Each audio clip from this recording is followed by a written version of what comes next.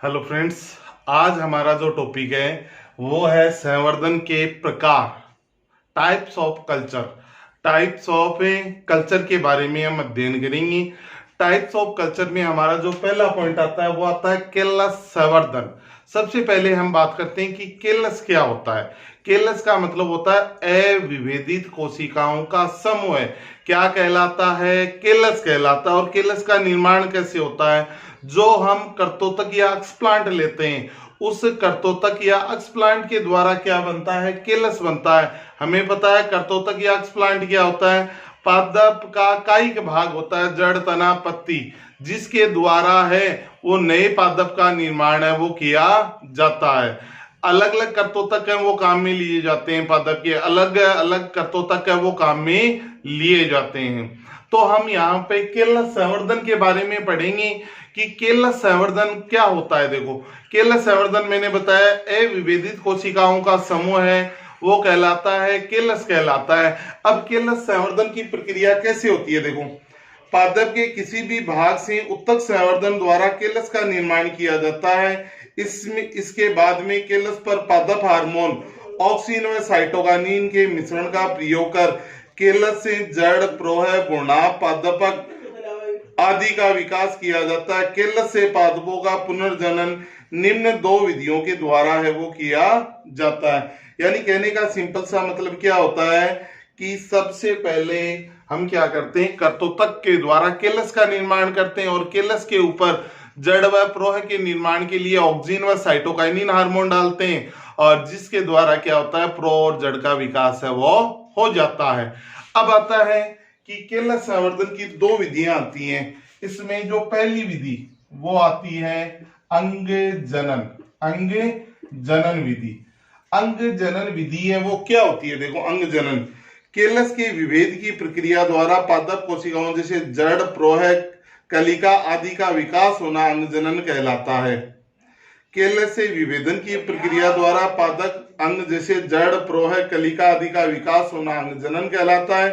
केलस से जड़ों का निर्माण होना जड़ जनन तथा प्रोह का निर्माण होना प्रोह जनन है वो कहलाता है। केलस में ऑक्सिन एवं साइटोकिनिन का उच्च अनुपात मूल निर्माण को, जबकि निम्न अनुपात है वो प्रोह निर्माण को प्रेरित करता है।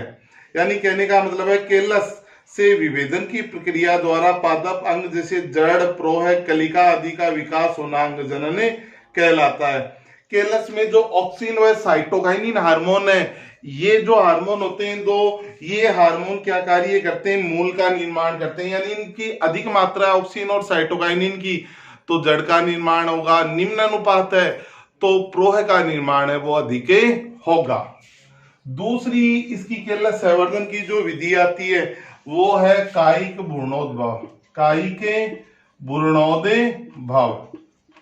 कायिक भ्रूणोद्भव क्या होता है? देखो, कायिक भ्रूणोद्भव, कायिक कोशिकाओं से भ्रूण बनने की प्रक्रिया को कायिक भ्रूणोद्भव कहा जाता है, जो कि अगुणित या द्विगुणित हो सकता है। यानी कायिक भ्रूणोद्भव का मतलब है कायिक कोशिकाओं के द्वारा, कायिक कोशिकाओं के द्वारा, कायिक कोशिकाओं के द्वारा भ्रूण बनने की प्रक्रिया, भ्रूण बनने की प्रक्रिया है, भ्रूण बनने की प्रक्रिया को कायिक भ्रूणोद्भवे, भ्रूणोद्भवे कहा जाता है। क्या कहा जाता है? कायिक भ्रूणोद्भव है वो कहा जाता है। और इस प्रक्रिया के द्वारा अगुणित और 2n यानी द्विगुणित भ्रूण का निर्माण भी हो सकता है। दोनों प्रकार के भ्रूण का निर्माण है वो हो सकता है।